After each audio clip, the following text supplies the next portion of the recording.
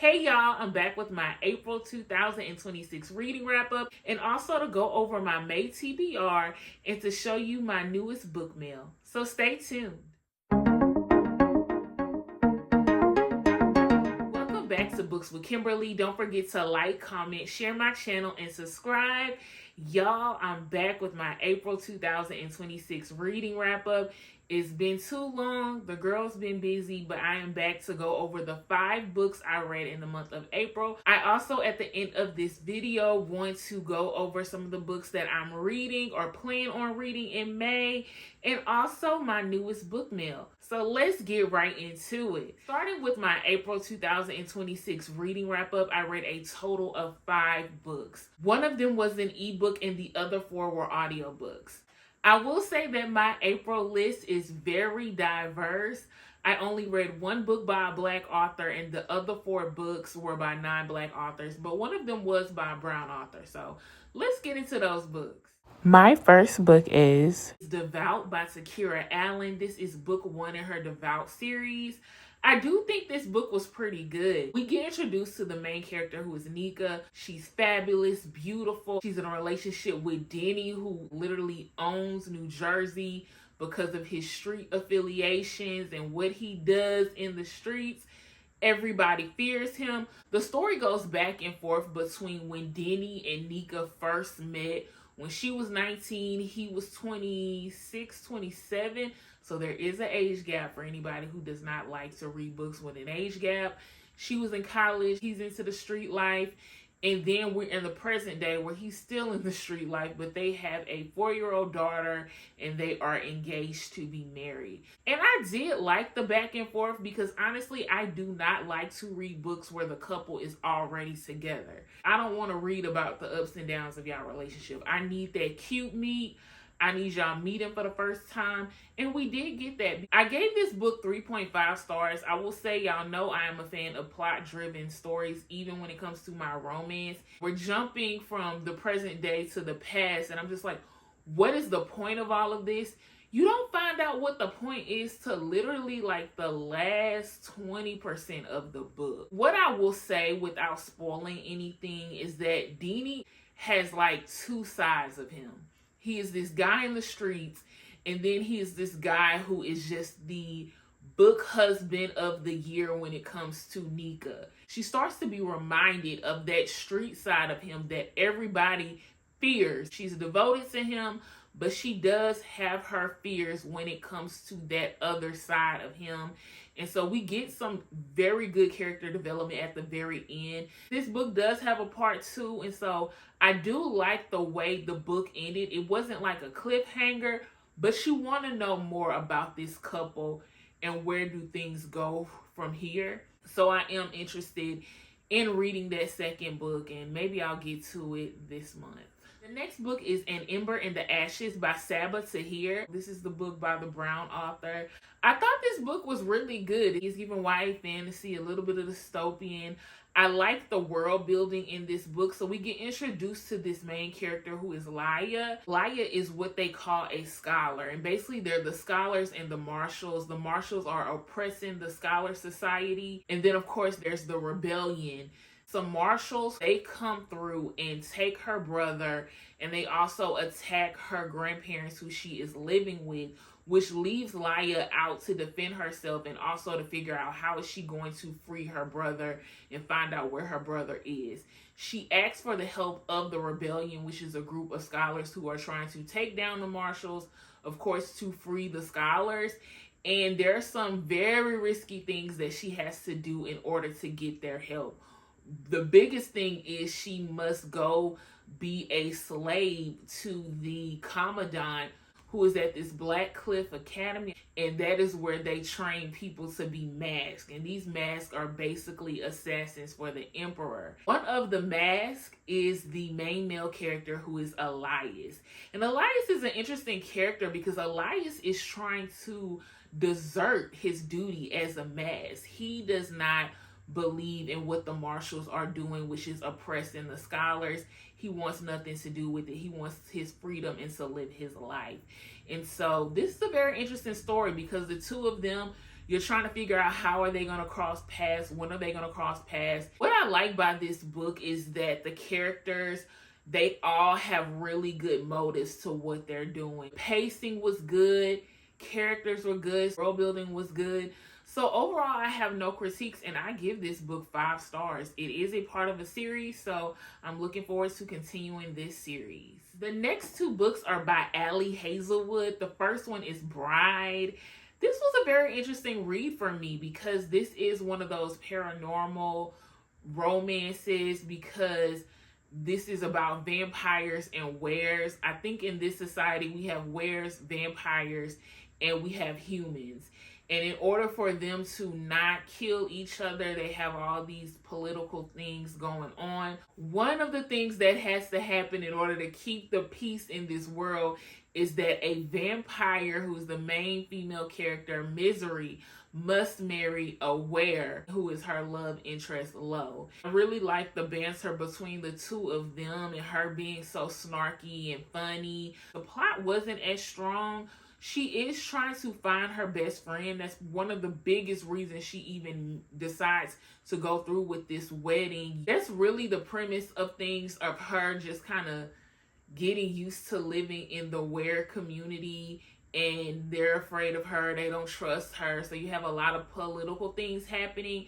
And that was my biggest critique about this book, is that it is very info dumpy. I'm giving this book a 3.5, and I'm not rounding up, so it is a 3-star read. I will say that I like the bickering so much that I wanted to read the next book, which is Mate by Ali Hazelwood. And honestly, the back and forth bickering was the only thing good in this story. The 2 main characters in this book were in the first book, and so I don't really want to spoil who they are in case any of you want to read the book.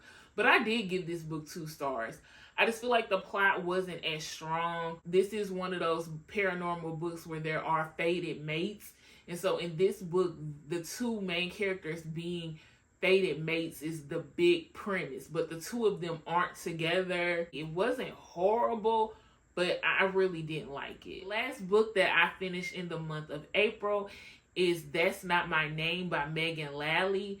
This is a thriller mystery book. I love the premise of this story. It really drew me in. I've heard a lot about this book, and the premise is there is a young woman who shows up at a police station not knowing who she is. A man pops up and he's like, "Oh my God, there's my daughter. You found her." But because she has amnesia, she does not remember this man. But he is able to produce a birth certificate, pictures of her. And so she has this feeling that maybe I do know him. And she ends up in the custody of this man who is allegedly her father. But you're getting this feeling that, like, no, that ain't her daddy. But you can't really prove it yet because this is the beginning of the story. So the first perspective we have is the young woman who does not know who she is. And then the other perspective is we have a young guy who is looking for his girlfriend. It's been some time since she disappeared. So you're going back and forth between the perspectives, and the young man is getting clues to where his girlfriend could be. And it was really, really good. My only issue with the story is that it read very, very much YA. It wasn't giving that dark, eerie vibe that I felt like it should have. I almost wish that the boyfriend's perspective would have been from like the father or the mother, because I love those books where you have like that dad who is just dedicated to finding his child, that mom who's dedicated to finding her child. They'll do whatever it takes to find their child, and it just gives a different adult vibe. But this is a YA book. But I mean, even though this book is YA, that does not mean it can't have an eerie, scary thriller vibe, you know, that dark vibe to it. I will say that in the month of April, even though I did read very diversely, these books also made me appreciate my favorite Black authors, because a story like this reminded me that Tiffany D. Jackson writes thriller books that are YA, and they are amazing. They have that dark, eerie vibe, and you get all the emotions and all the feels, and that something bad is happening. So I was comparing it, and it's making me think like I need to get to The Scammer by Tiffany D. Jackson very quickly. But overall, I did enjoy this book. My only critique is that it's YA, and I needed that dark, eerie vibe. So I'm giving it 4 stars. And going back to my comment about these diverse books making me really appreciate my Black authors, I will say that reading the Ali Hazelwood paranormal romance series with Mate and Bride, it made me appreciate Tessa Stone's Winter Moon series. And so I'm excited to get back into the Winter Moon series by Tessa Stone because I think it's much better. Let's get into some of my books on my May TBR. Now, y'all, I do not like to keep a TBR with books to be read. I usually just do a rough list of the books that I really want to read, and I'm hoping that they draw me in that month. But I am a mood reader, so I can plan to read this 10 books, and only 2 of them will get read, or none of them will get read, and I'll see a book on social media and be like, I need to read that now.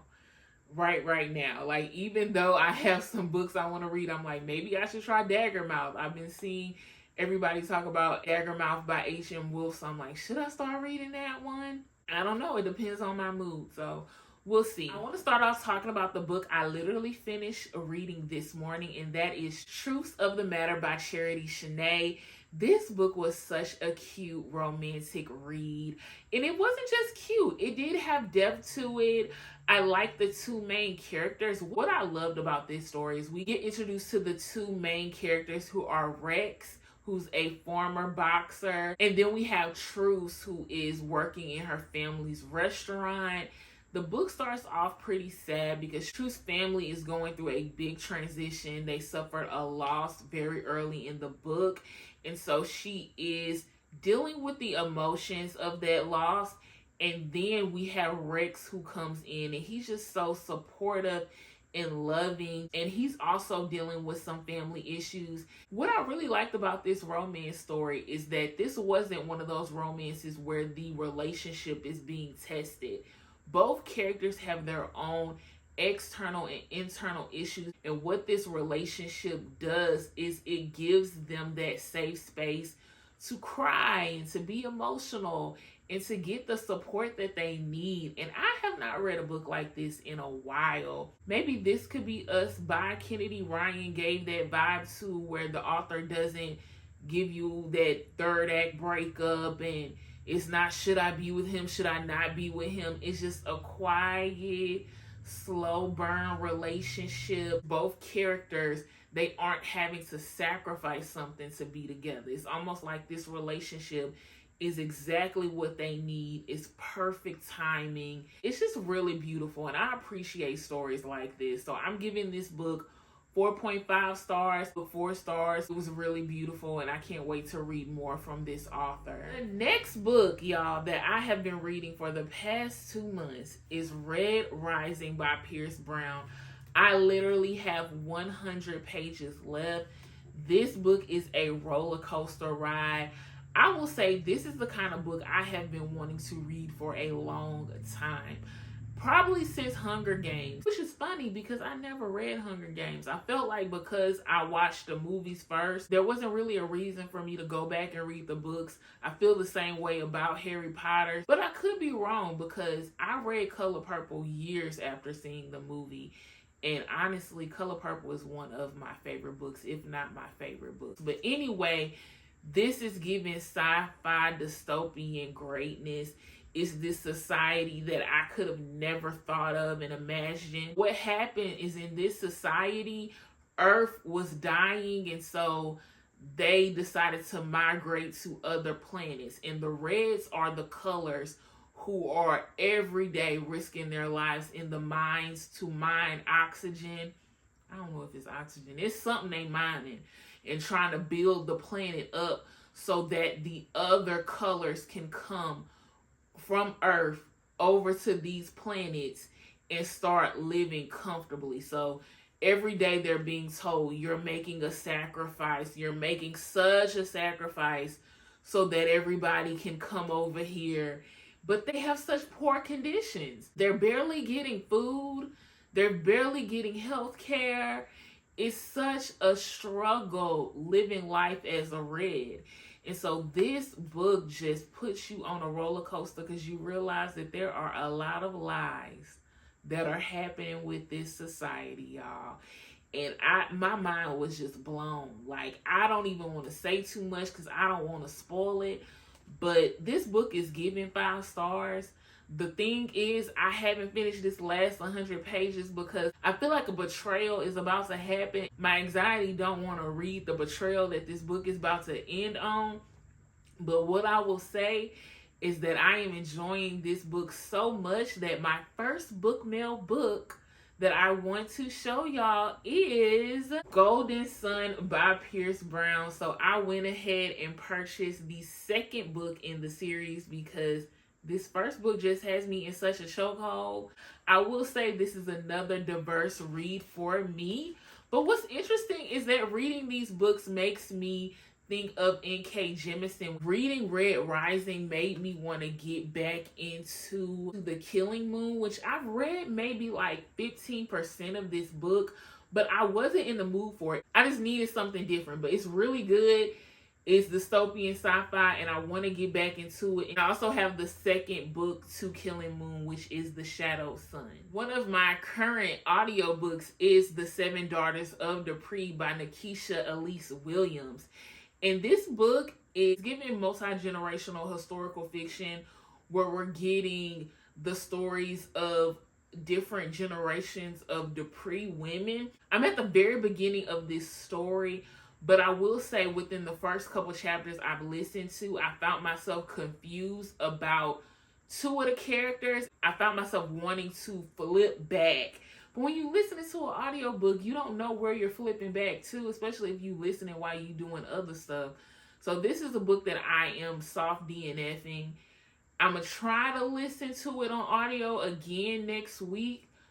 But I'm probably going to end up having to DNF it and see if I can find the physical book or the ebook. Because I think this is a book where I need to be able to flip back to the different women in this book. Because you can easily get confused. And I feel like I need to be notating and keeping track of what chapters talk about each daughter of Dupree. So I'm not very far in this book at all. Another book that I'm currently listening to is A Torch Against the Night by Sabaa Tahir. This is book 2 in the Ember and Ashes series. So I'm excited to get into this one. It's starting off not slow, but not as interesting as the other book, but I'm not giving up on it. We're going to keep going because the other book I gave 5 stars. So this one should be just as good. Another book that I want to try this month is an accidental purchase that happened on my Kindle, and that is The Art of Loving You by Natasha Bishop. I'm not going to dispute this charge because this book is actually one of the honorary anticipated books that I have on my most anticipated books of 2026 list. So I feel like it's meant for me to read it. So I'm going to give this book a try on my Kindle in the upcoming week. The last book I want to talk about is a possible book that I may start reading this month, but it is also my second book mail book, and that is Big Girl Blitz by Danielle Allen. And so now I have the complete series because I have Curvy Girl Summer by Danielle Allen, Plus Size Player by Danielle Allen, and now I have Big Girl Blitz. I'm just realizing this book is thicker. This is the thicker one. So, child, this book is not going to be read in the month of May. It takes me a minute to get through these physical books, and that's a significant, I don't know. Oh yeah, this is a significant difference in size. So I'm probably not going to go through this one as quickly. That is it for the books I read in April. Some of the books that I'm reading now, just finished, plan on reading, and then I went over my book mail. So I'll come back with whatever I finish reading in May. And thank y'all for tuning in to a Books with Kimberly video.